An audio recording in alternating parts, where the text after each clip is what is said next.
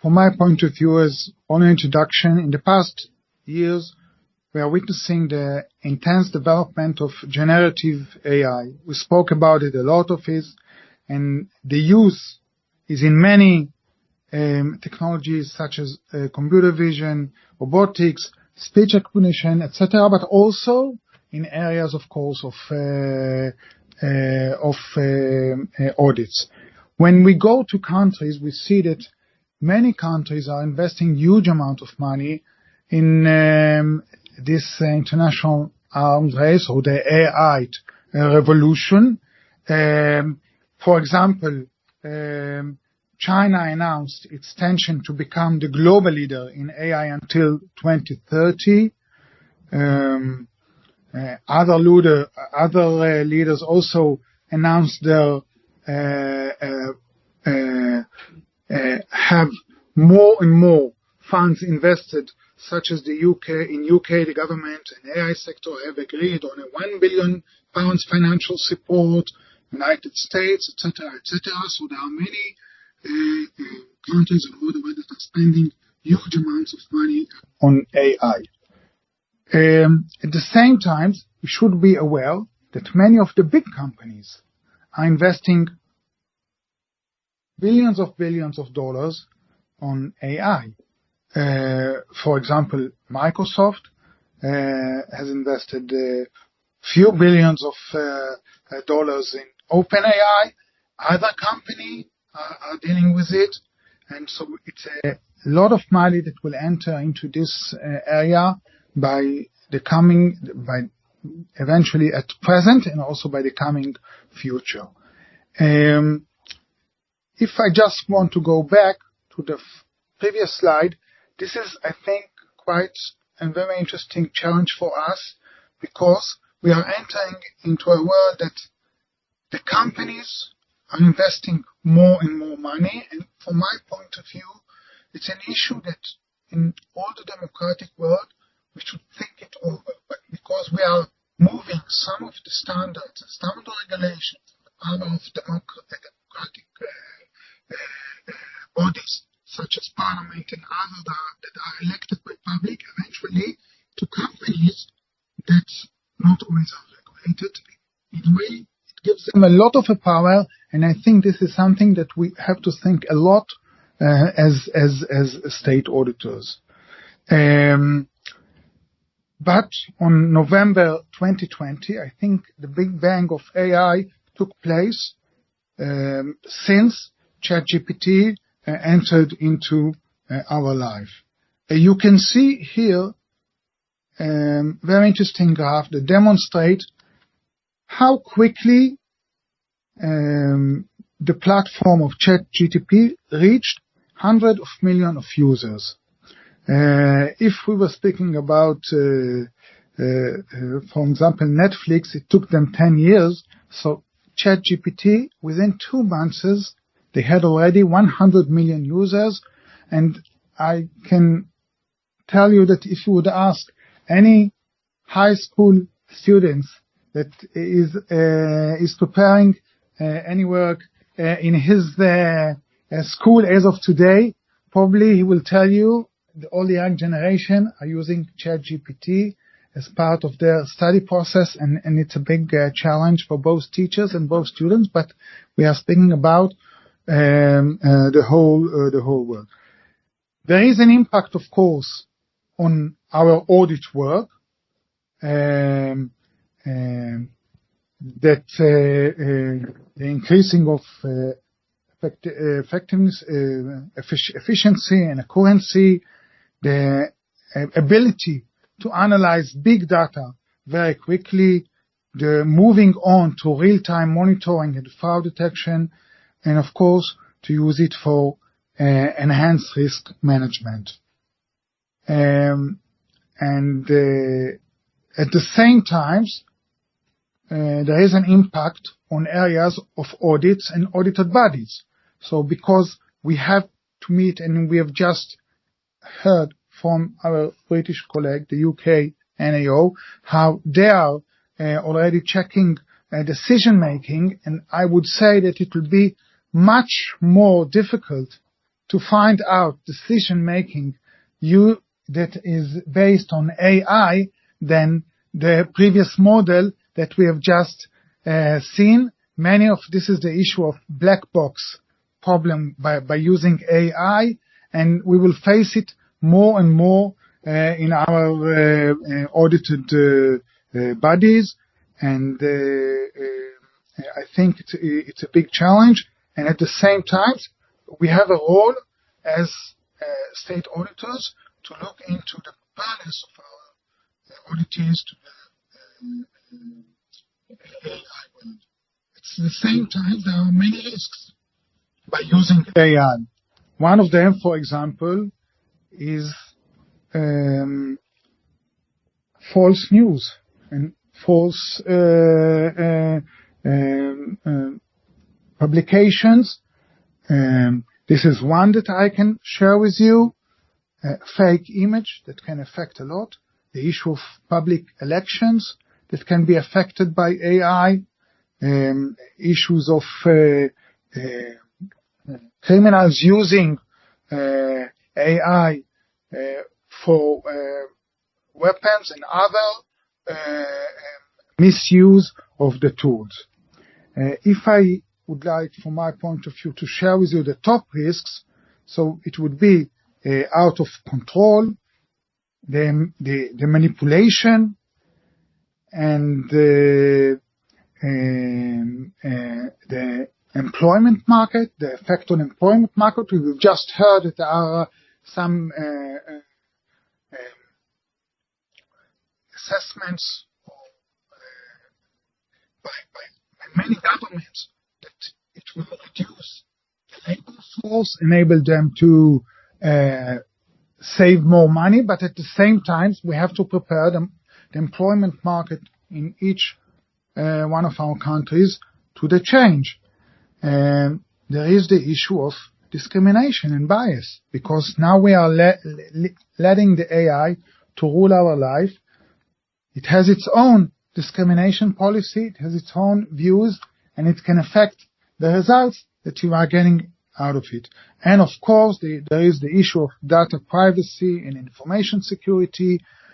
I will share with you that in our office, of course, I believe many offices, we started to use AI in our audit procedures, but we are facing the problem or the challenge that by using AI tools, we take out of our office data that was collected only for the purpose of the audit procedures.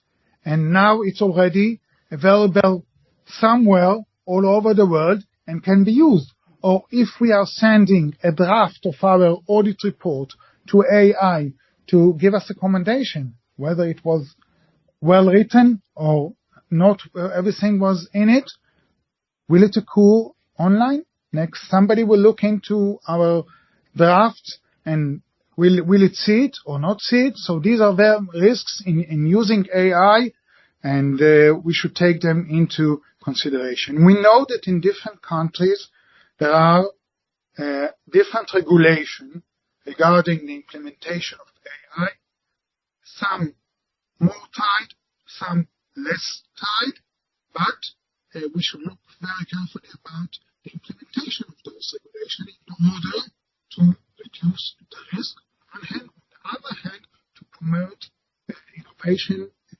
innovative steps. I can share with you, but I will not go into it.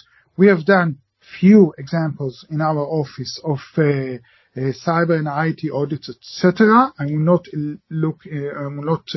go into it.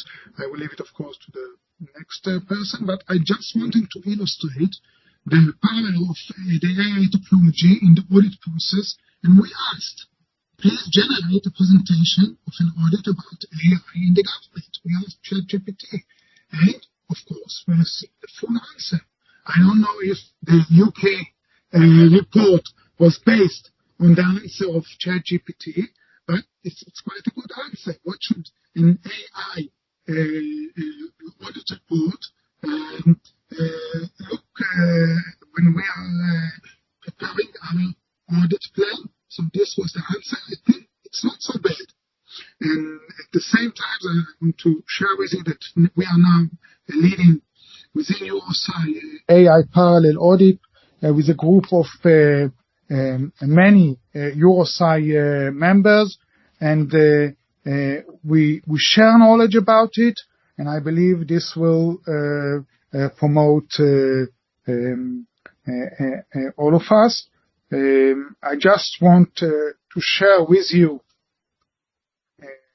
that in AI parallel audit we will deal with three aspects: the technological aspects, the regulation and legislation, and the implementation of AI in public state. You see here the participants in our AI parallel audit group, and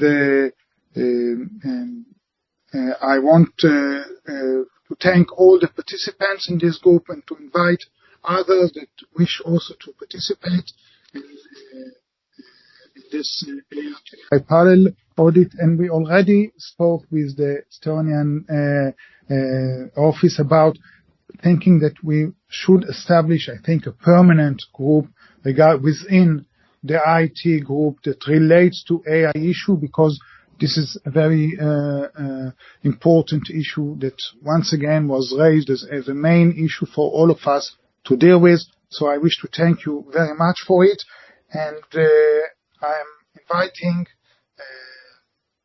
Tony, the head of Court of Audit. So thank you very much. If there are any questions, thank you.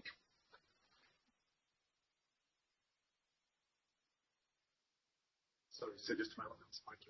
Okay. Technology.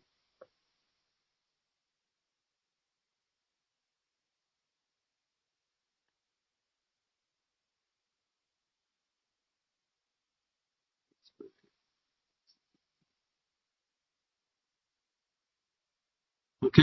Good afternoon, everybody. Thank you, President, for the invitation to present this on this topic today.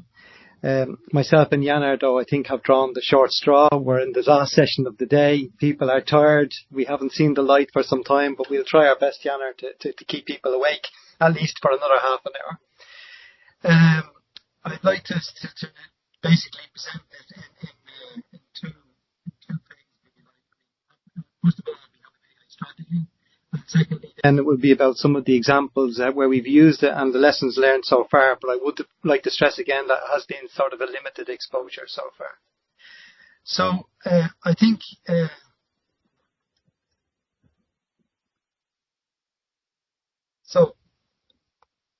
I say, I think it's important. We have an AI strategy. I think that's already a positive. Let's say.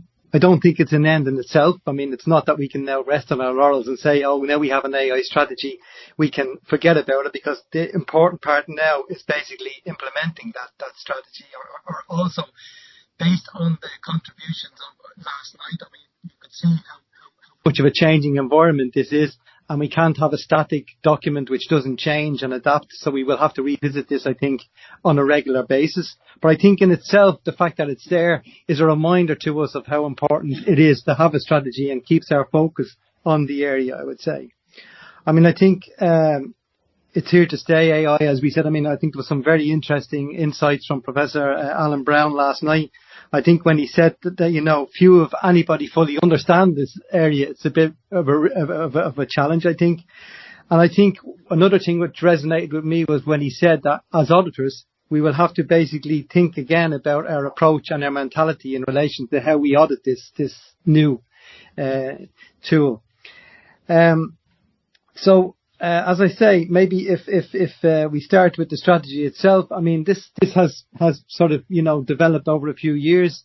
In 2017, we created an ECHA lab in the ECHA. So what we tried to do there was to bring people who were very motivated in terms of IT, very interested in it together, and how they could help support, provide a support service to our audit teams.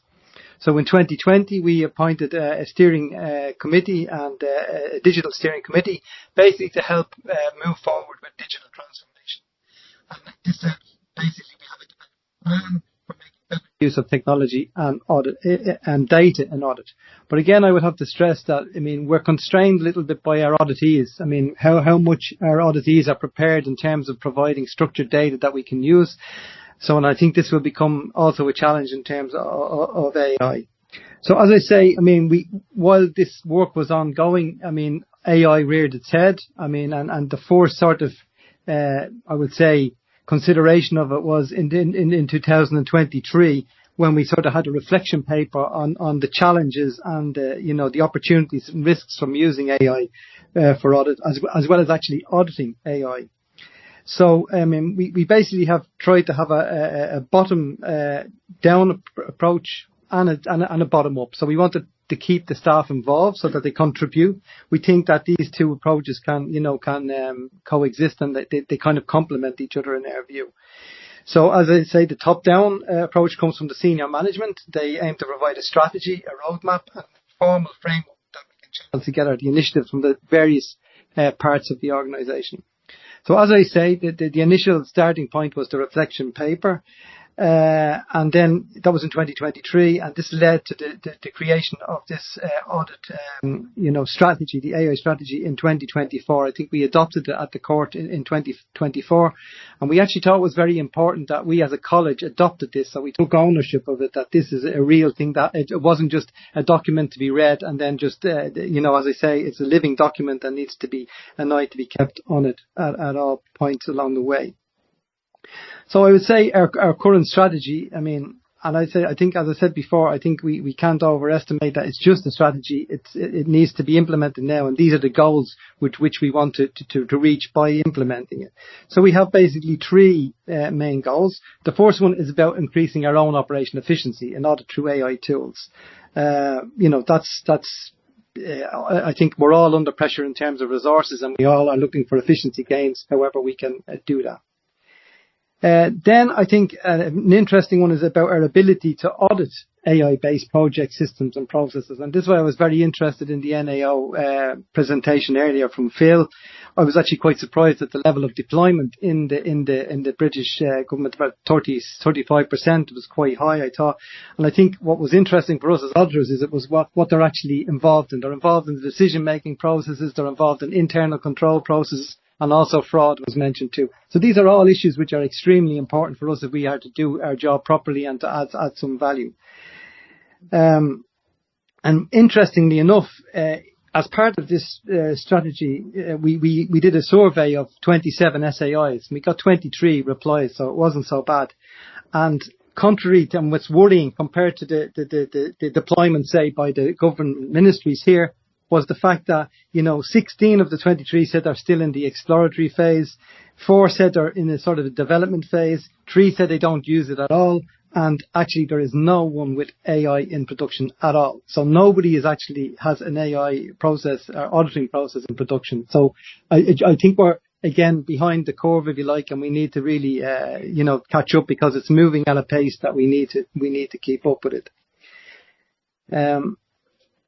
So, as I say, some of the actions that we included in this roadmap, I mean, we looked them around 3 main axes. We talked about our people, investment, and cooperation.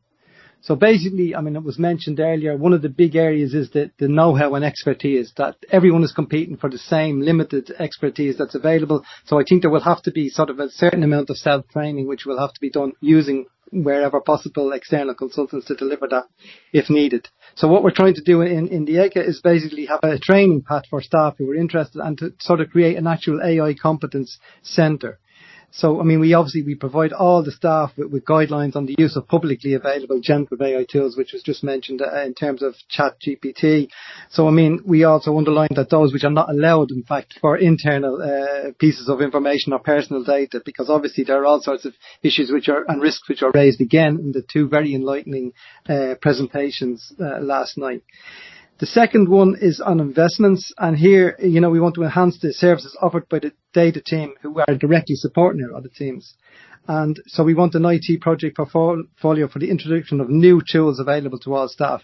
But again, I think what was very interesting last night in the presentation was that it's not all just about more money and more people. I mean, we need to be more strategic about this. I mean, and as I say, that comes back to maybe changing our methodology and mindset in relation to AI.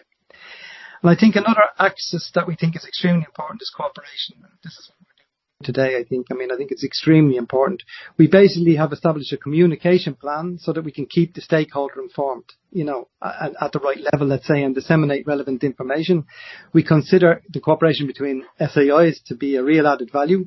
We can exchange knowledge, evaluate together the outcomes and reuse tools. And obviously, Janar will present now the IT Working Group of EUROSAI, which will cover to some extent the topic.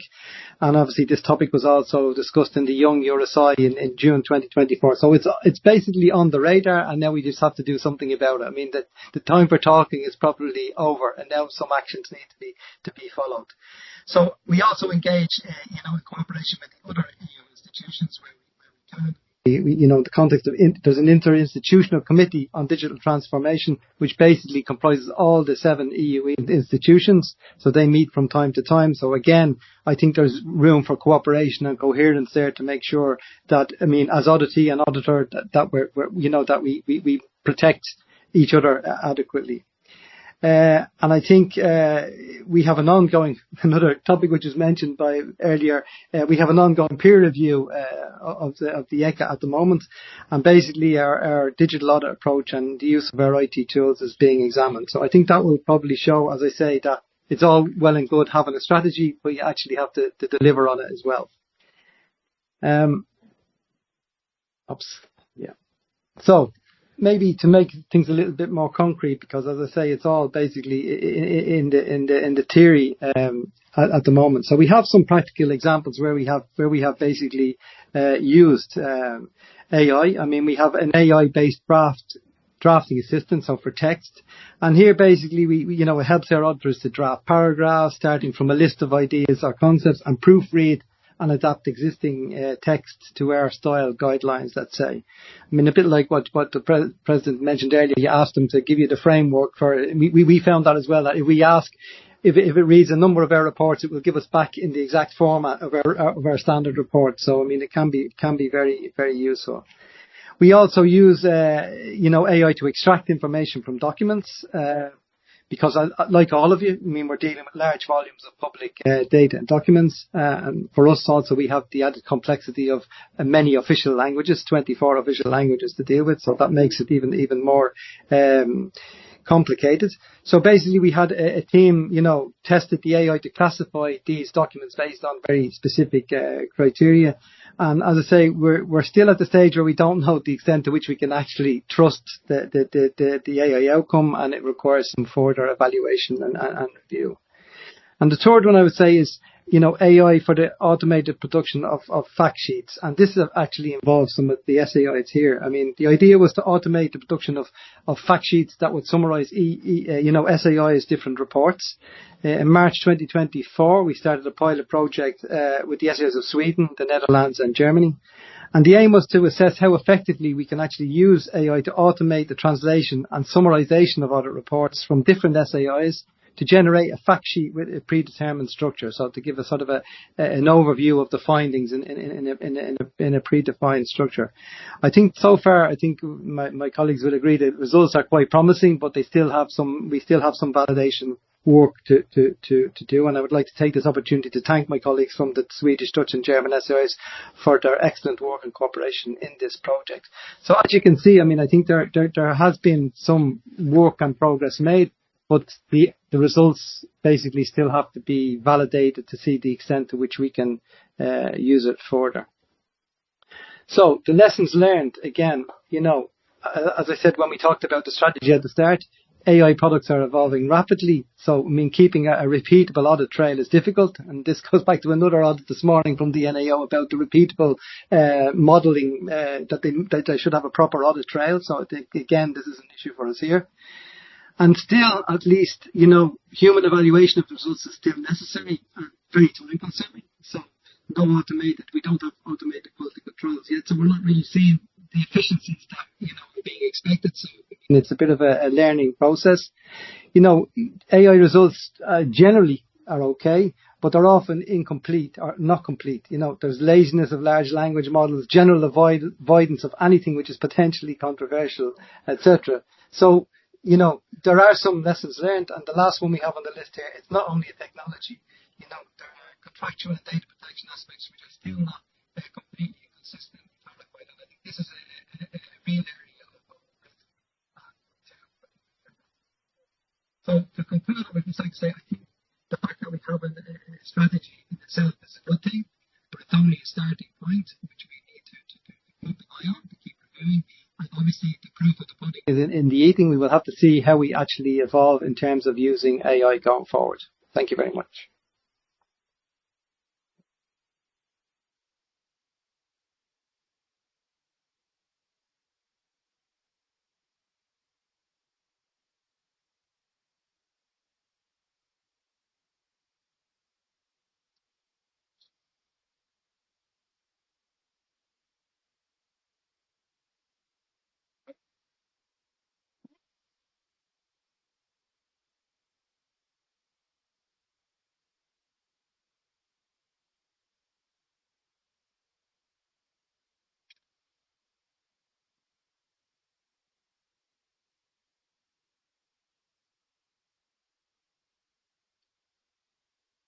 So good afternoon, Presidency, dear colleagues. I try to keep Tony's promise that I do it quickly. I prepared 2 hours presentation, now I do it in 1 hour. So, I'm really proud to be part of IT Working Group, a group that connects innovative supreme audit institutions, paving the road to government accountability, and setting an example, at least I hope so, for the auditing community all over the world.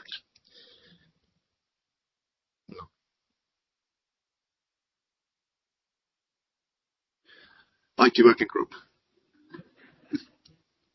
IT Working Group is not working.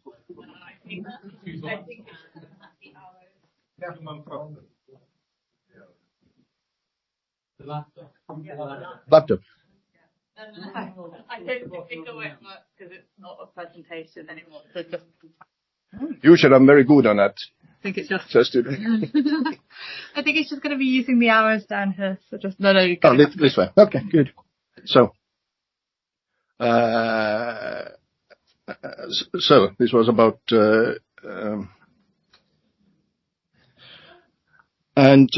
looking from not supreme audit institutions' perspective, but another perspective.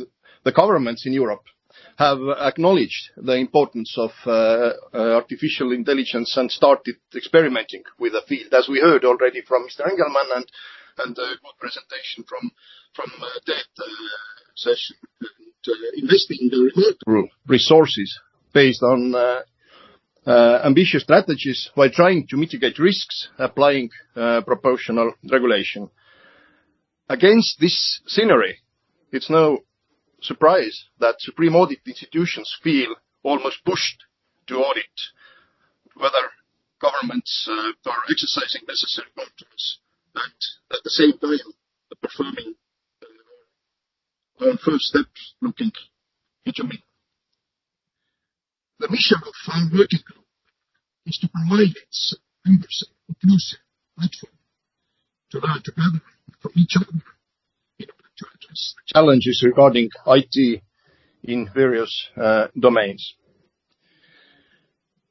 Following this mission, we have tried our best to gather as much information on the development of artificial intelligence in our region as possible, and not only in our region. 2 dramatic events have been organized, with the last one taking place just months ago in Oslo. Thank you, Karl-Erik, and to these colleagues. We discussed the implications of artificial intelligence for governments as well as challenges and opportunities the supreme audit institutions are faced with when auditing these developments. We also exchanged information on possible use cases for artificial intelligence to support them.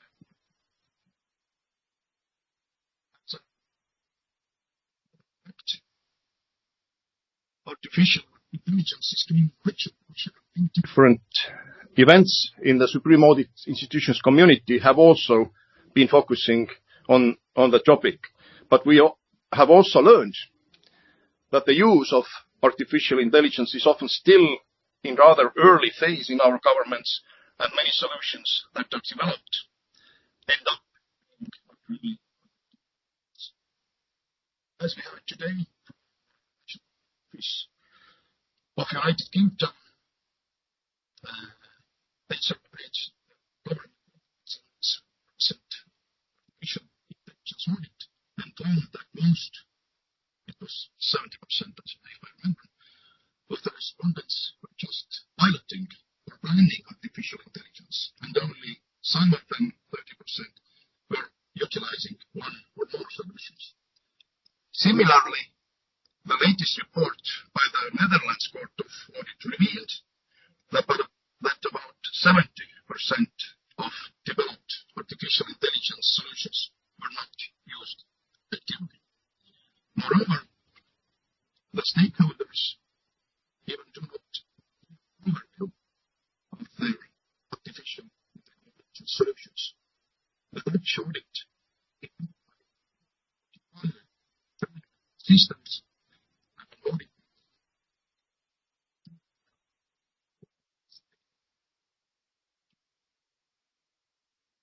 What is most surprising for me, or maybe surprising is not the correct word, but the problem for me is that the basic conceptualization of artificial intelligence itself is still very vague. Sometimes even a simple process automation is considered as artificial intelligence. Specifically, how by the National Audit Office of United Kingdom, the solutions under scope were defined. From merely computer systems that use some form of machine learning for tasks to artificial intelligence learning, from data how to perform tasks rather than being explicitly programmed. We should establish common vocabulary when talking about this technology to avoid misconception. Of course, we probably all see what implementing artificial intelligence in government. The fact that this technology is still in the early adoption phase probably also influences our approach as audit institutions. The supreme audit institutions might, for example, feel inclined to take a more supportive and consulting role. At the same time, we cannot overlook our main mission. Supreme audit institutions have to keep our eye on the use of taxpayers' funds and avoid mistakes maybe someone else has already made in another ecosystem. For example, proof of concepts that have not succeeded. And of course, we cannot forget about potential risk to data confidentiality that may arise when experimenting with new tools. While it's tempting to focus on the technological aspects and benefits of artificial intelligence, supreme audit institutions should maintain and urge governments to consider wider picture, including ethical, legal, privacy, etc. challenges artificial intelligence can pose. This is something like Tony just some minutes ago said. Utilizing artificial intelligence by audit institutions or by governments should adhere to European values base also.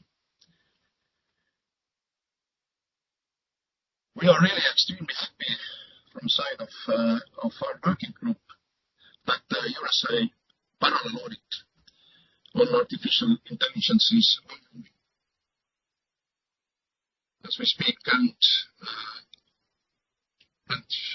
as Mr. Englman already told, Supreme Audit Institution of Israel has taken initiative and hefty responsibility of leading it, sharing their knowledge and in regular discussions with all audit participants. The monitoring of the progress should not stop here. Constant development in artificial intelligence also requires constant monitoring. And for this purpose, we would like audit experts to share the country's developments in that field as ongoing process. And I agree with Mr. Englman's proposal that some special focus must be paid on this topic under IT Working Group. So it's really a good proposal. Artificial intelligence and most large language models are undeniably for auditing, but the menu of possible choices is mind-blowing, and the auditor may feel like a child in a candy shop, especially considering the pace of technology is evolving. We have to consider our resources and cannot probably afford to experiment with everything. So again, knowledge sharing between EUROSAI members is an important way to share the main takeaways from implementing different tools and methods. In our working group, we have virtual coffee breaks with colleagues to facilitate such direct interaction between audit experts, and I would invite all Supreme Audit institutions to actively contribute to this format. It also has been benefit of creating a pool of field specialists or consultants who would be willing to help peers work on similar projects. The database of IT audit experts has been available on our website for 2 years now, and we are looking forward to engaging more data analysts and engineers therein to supplement the existing pool of specialists.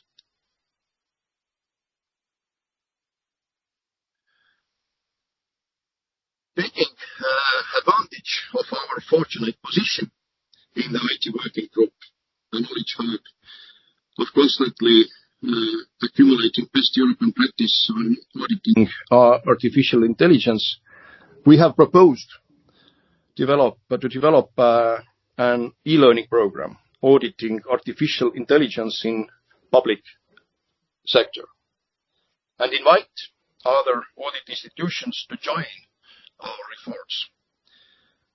We can build on our earlier experiences with the e-learning program Introduction to Public Sector IT Audit, where hundreds of auditors have already obtained basic knowledge about the field. We have already sent this project to all IT working groups, so we are meeting already good thoughts and proposals from other institutions.